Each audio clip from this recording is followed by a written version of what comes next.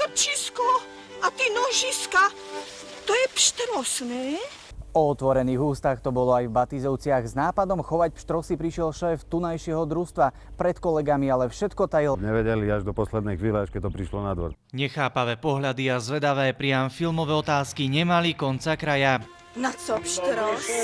Že by to bolo trošku také spestrenie, si myslím, aj pre tú dedinu. Čo to žere? Nebojte sa, vlázne.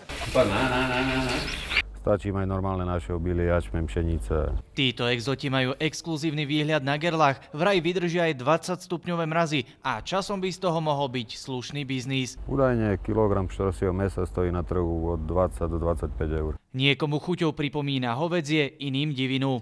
Má to veľmi málo cholesterolu. Najcennejšie je však koža, dokonca konkuruje tej z krokodíla. Vyrábajú z nej aj koubojské topánky, vraj na celý život.